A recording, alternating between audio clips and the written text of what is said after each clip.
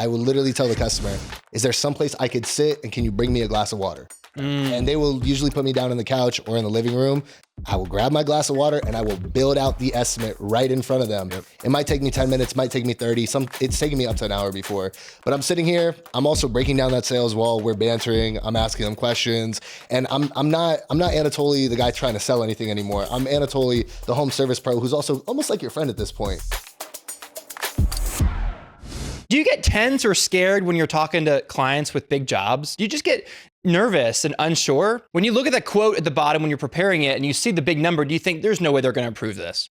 If that's you, then today's your episode, because we're going to give you practical things you can do to change your mindset, some practical things you can do to say, not say, and how to approach the customer with confidence so you close a lot more of those big jobs. $10,000 and $20,000 jobs on average is a big job for most of our listeners. It is. What would you say they're doing wrong when they go into a house to present, or maybe a commercial job? What are they doing wrong in these situations? The first thing is that they're not presenting their offer right away, which I think is a big giant flaw. I teach all my sales reps, all my estimators to have a quick and efficient way to bid so then we can present the offer on site the first time.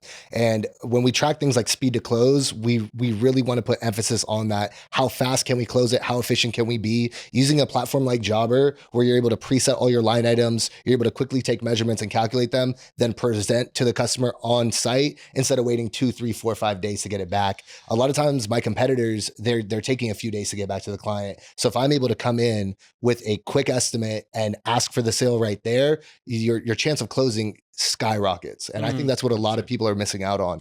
They're taking too long, they're not efficient, and they're kind of falling into this space where there's just there's so much room for no, basically. Okay. And I heard a stat years ago, actually when I was working for somebody, he said in the home service industry, every day you don't close a deal, the likelihood goes down by 25%. Okay. So after 5, 6, 7 days, you almost have no chance to close this job, basically. Now there are bigger projects. I'd say 10 to 20,000. Maybe it's a longer sales cycle, maybe not one day, but it definitely shouldn't be 2 weeks, 3 weeks, or a month, right? Yeah. It should be significantly faster. So you're saying that like just that right there gives your salespeople confidence that they're the first ones to the lead.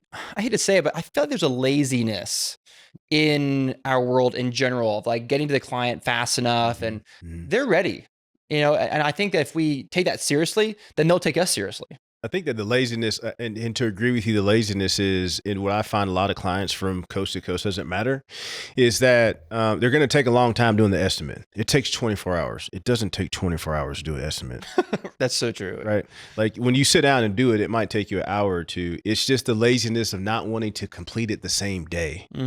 Right? And then you get backed up. So when you go into an estimate on a larger job, you're not planning to close in the first place. Because you're not planning to do the work. You're just planning to talk, tell them how good you are, and saying, we're so busy, we'll get it back to you at the end of the week or next week. They don't care how busy you are. They don't care about that. They should have an idea of how much it's going to cost on the phone when they call in.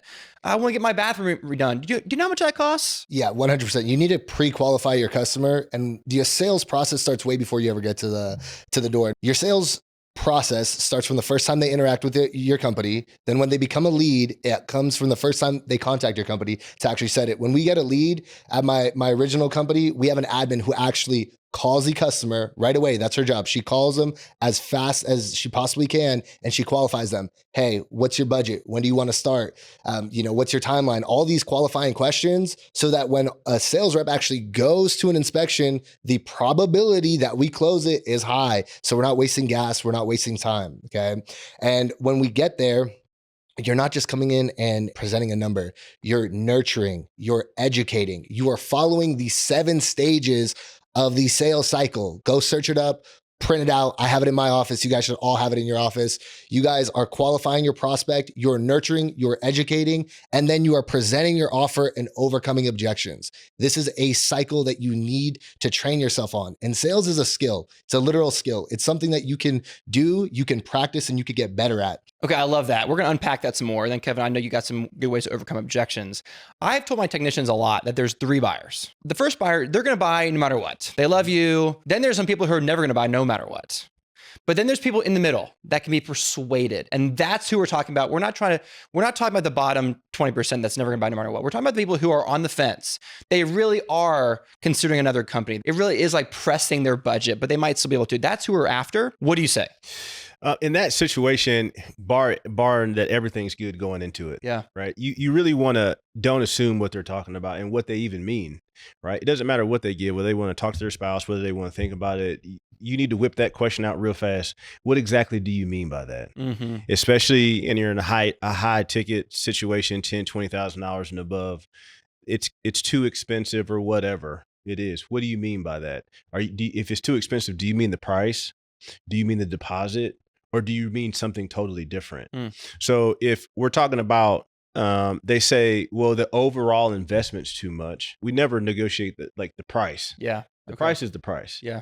Whatever it is, we're going to direct them back towards the deposit. Okay. Right? Because that's what we're agreeing on, the deposit. Yes, the number is the number, but if you agree today on the $1,000, $4,000, $5,000 deposit, we can't come till next month anyway. Right? So that leaves them time to think about it, how they're going to do the rest.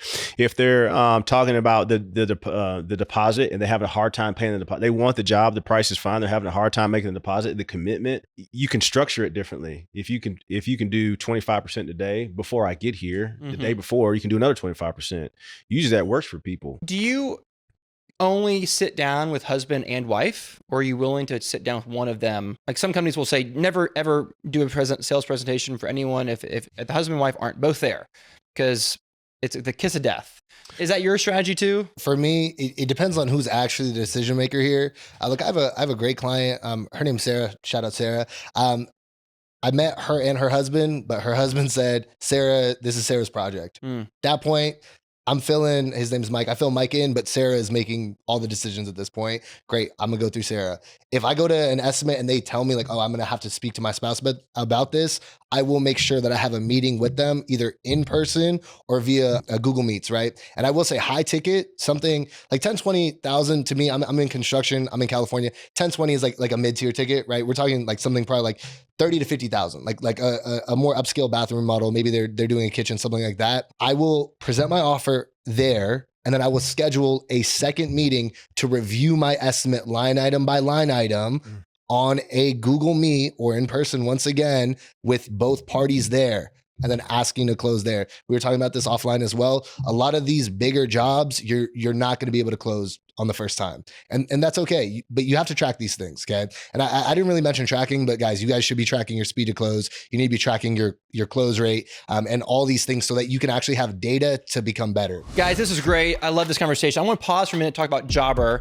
Anatoly, how has Jobber helped you close more sales and just run your business better? Jobber has helped me in so many ways on the job and in the actual sales process, having those preset line items, being able to track everything meticulously with back-end reporting on quotes, profit margin per project. And then also with the new releases they always come out with like the sales lab and then the high ticket sales tracker that is releasing.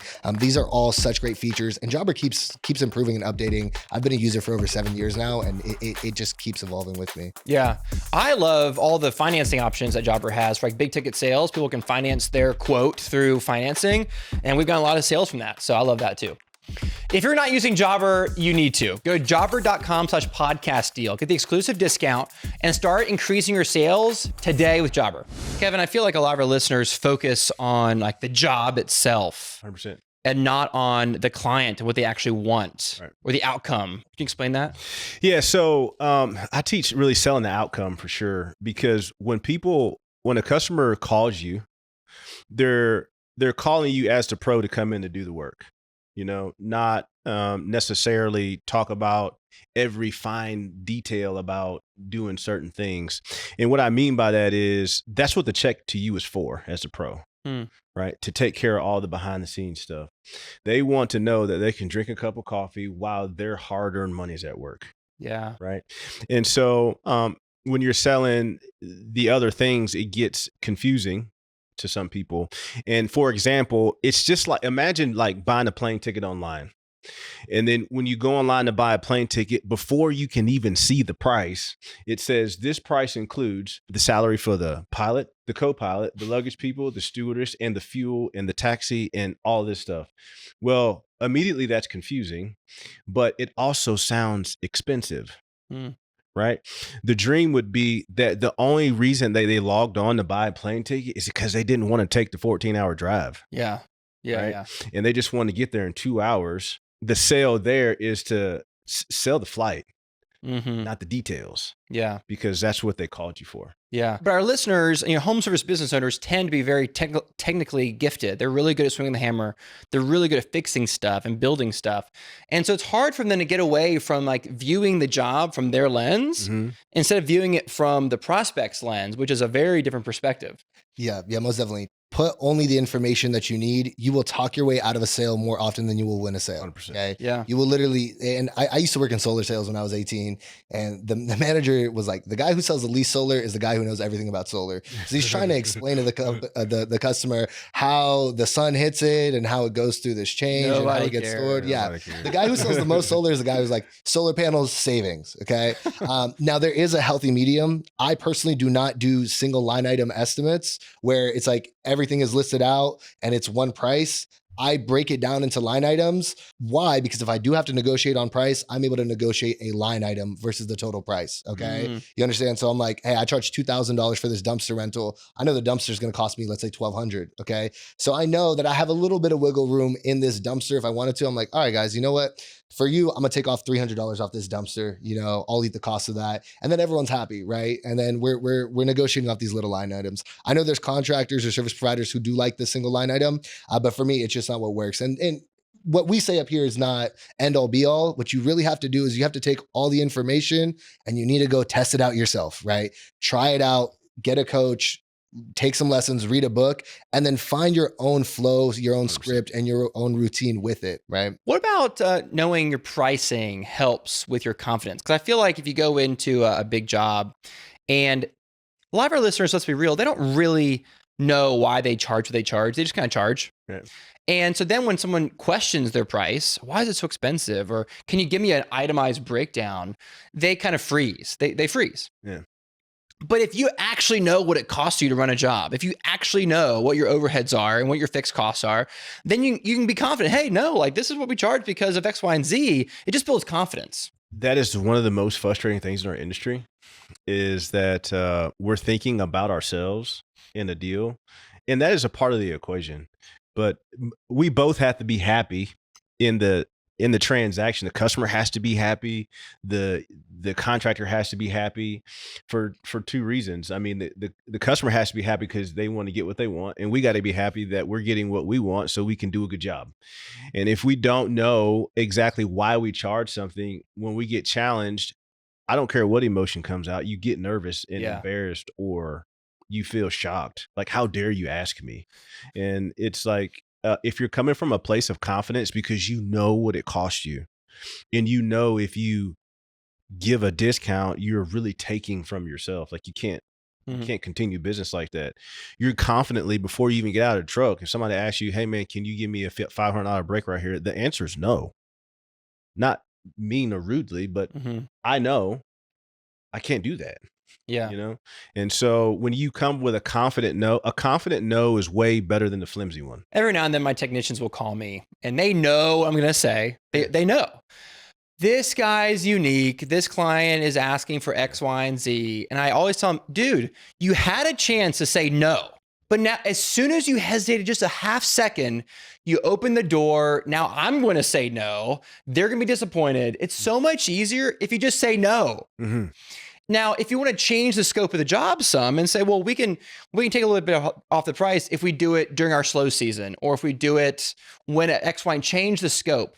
A lot of times, to build on that, and I've seen this countless times in my own business and my clients, is that when you say no confidently, there's a large percentage of people who close after that. Like immediately. Hey, we was wondering, we don't have all the money, can we get a little discount because this is what we can afford? No. Okay, let's go Okay, fine, ahead. I'll Let's sign. just go ahead and do Where it. do I sign? Yeah. Right. And it's like if that no's not confident, if that no is like, well, that the door swung open. Mm-hmm. It's just no, like we can't do that. If they say no confidently, a lot of times the yes is just on the other side. Right behind it. I don't blame people for asking. I ask. Let's be real. The worst they can say is no, right? Worst you can say is and no. a lot of times, but we're shooting ourselves in the foot by saying yes because we're insecure. If you're getting shut down a lot on your sales, it's too expensive. Let me ask my wife, whatever. All right. First of all, it has something to do with you. Mm-hmm, for sure. Right? But when you start becoming confident and you start to be, your no's mean no, you wear that more. It sounds imaginary, but it's not. You wear that firmness more. Mm-hmm. So when you go in there, you stop hearing those more often because you don't even look like a guy that's going to accept it. Yeah. Right. Yeah. Your presentation, your estimate doesn't seem like this guy's going to go for that. And they don't even ask you anymore. Right. Which is where you want to be. Anatoly, one of the most annoying things that immature and inexperienced salespeople hear good salespeople say is, I don't really get that objection very much. I don't really hear that. And they just think it's impossible. They think you're lying, but it's true. You want to talk about that? Yeah, I think it's because when you're a veteran in sales and you have a good sales process and you're going through your sales process, you don't give the opportunity for a lot of these objections to come out because you're already following the sales process that you've set up, right? And we're pre-addressing concerns before they even become concerns. Why is it so expensive? I just explained to you why is it so expensive. Why does it take so long? Well, because XYZ. Why is the material so expensive? I don't even control material, right? Like you can overcome them before they even get to the point to ask the objection. But a rookie sales rep will not have that experience quite yet, and they will not know the objections that will come up. When we hire a new guy, we expect him to burn through about 20 leads, straight up. 20 leads. The first month doesn't even count. The first 2 weeks he's in there, we're just doing theory in the office, where we're doing role play, we're teaching him how to close, we're teaching him about product. Then he's going out with the sales rep for 2 weeks, just ride along. Okay, then after that, we're still expecting him to burn through his first 20 while he gets in the flow and gets in the rhythm and starts to understand what sales and home service is actually all about. Yeah. One of my favorite things in sales that I learned from my dad in insurance for 20 years ago is you can usually tell when it's coming. You can usually tell when someone's about to say, well, Adam, thanks for coming in today. I really appreciate it. Let me think about this and I'll call you tomorrow. Mm-hmm. And the inexperienced person says, great, they're going to call me tomorrow. They're going to buy tomorrow. That's not what happens usually. They're not going to call you. And so the experienced salesperson can see it coming. There's a slight pause in the conversation.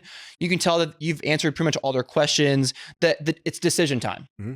And so before the words come out of your mouth, because once the words come out of their mouth, you can't put them back in. And so before they say, oh, well, I got to talk to my husband, or, okay, well, thanks for coming. And you say, before we go any further, can I use the restroom while you're thinking about it? Mm-hmm. And you leave. Takes all the pressure off. Then, assuming it's the husband and wife, they're thinking about it. Even if it's one person, they're thinking about it without the pressure of you staring at them, mm-hmm. All the pressure. Mm-hmm. And they're like, yeah, I think we'll do this one. So when you come back, we're going to do that one. Great. Let's write it up. Or if they say, yeah, I still want to think about it. What do you say then, Kevin? In most cases, you're thinking about one of three things. Do you mind if I share them with you? Okay. Right. And you say, most people are thinking about whether they like it or not. You don't want them to answer the question. You just rattle off the questions, whether you like it or not and love it. Okay. Can you afford it? And it's now the right time. Like, am I the person you want to work with? Which one of those questions is it for you? Or is it something else? That's good. Usually in those cases, it's normally one of those things. Yeah, right? Totally. It's normally one of those things. And then you are able to actually address the objection. Think about it as like a smoke screen. That's a delay. Mm-hmm. That's not a true objection. That's just a time delay. Right. So you want to get rid of the time delay and get to the bottom of it. And so you want to ask those questions so you can fish it out. Yeah. I think some people will say, you know what? I get a lot of sales the next day, literally after they talk to the client. I get the approval the next day. That happens in my business all the time. Yeah. Some people are just a little bit more aggressive, let's say. And they do want to try to get that sale now. Maybe it's different industry. Hey, can I get your husband on the phone? Can we call him? You ever do that? Yeah, of course. It depends on a variety of factors. I like to do what I call the assume close and the low pressure sales tactic, right? Where I'm just walking the customers through the door and I'm assuming I already closed it at the end of the job. If I think I can get a decision without making them feel like, damn, this guy's like a car salesman. Yeah. Like, he's pushing me. He's annoying. It's uncomfortable. Like I will, but there's like this very fine line that you need to learn, literally. And it only comes from experience. So to answer 100%. Your question, if you can do it, yes, try your hardest. Even if you don't get it, keep following up. But sometimes you will push a customer to the point where they're like, this guy he was too much. He was too much. Yeah. Mm-hmm. And home service sales is different than a lot of other industry sales. And we were talking about this. 100%. And I think you have to be like the perfect cross between a sales rep and a service professional to where like people feel comfortable with you, if that makes sense. Mm-hmm. Yeah. What do you say if the wife says, well, I got to talk to my husband about this? Immediately. What if he says no? What if he says no? That usually puts the pressure back on them. And you want people to think about themselves during the sale. You don't want to necessarily, you want the customer to close themselves. Mm-hmm. Right. And the answer usually a lot of the time is, they wouldn't say no to me. It's like, and then you just be quiet and smile. You just kind of wait. The first to speak loses at that point. First to speak to loses. First to speak, yeah, 100%, guys. When you present your offer and you're staring at them across the table, just shh and go like this. Embrace. I've been in silence with one of my business partners, Leo. We once sat in silence for 3 minutes with a customer, just staring at them. We stare to the side, and eventually they're like, okay, yeah, we'll do it. But if you talk first, and I know this is like a sales meme almost, like, oh, first one to talk loses. It's really true. First one to say anything loses. So when you present your offer, just sit there quietly. Hey, is this something you could do today? Hey, would you pay the deposit with check or card? Mm-hmm. Mm-hmm. That's it. That's it. Guys, that was great. Lots of good takeaways here. I'm going to boil everything down that we talked about to 3 actionable things that I think that our listeners can do right away to improve their sales. Number 1 is you need to estimate on site. None of this, I will email you quote tomorrow. None of this next week stuff. Like when you go to a client's house, be prepared. I prefer on an iPad, show them the quote right here and get their signature. Let's get this done now. Jobber gives you the ability to have so many preset line items. And when you create these preset line items, make sure that you're just accounting for your labor cost, your overhead, profit, and a buffer. And this will take some trial and error, but you can figure out the science of how much to charge per unit for almost every single line item, which will make your bidding super fast and efficient. Number 2 is you need to have a good sales process. It starts with a good pre-qualification. You shouldn't go see everyone. You need to build rapport, build trust. You need to educate. Those are the starting points, but you need to have a sales process so that, like Kevin said, you can pinpoint where you lost the sale. And number 3, you have to sell the outcome. You have to sell the beautiful backyard. You have to sell the clean home. Focus on the dream. That's what sells jobs. Well, guys, thanks for being here. That was awesome. Of course, thank you. Guys, how do people find out more about you? Real quick, you guys can find me on all social media platforms, KevinCook_official. Also, if you need some sales resources, you can reach me at thedirtywork.io. Also, if you want to get in contact with me there. And you could reach me at average.bro.aesthetic on TikTok, Instagram. Also, I have a school, Blue Collar Baller Network. On the next episode, we're talking about what it really takes to grow a cleaning business to $1 million. The tough years, the lessons, and the mindset that keeps you going. We'll get into how resilience, integrity, and a strong team can turn struggle into success. Follow or subscribe today so you don't miss out.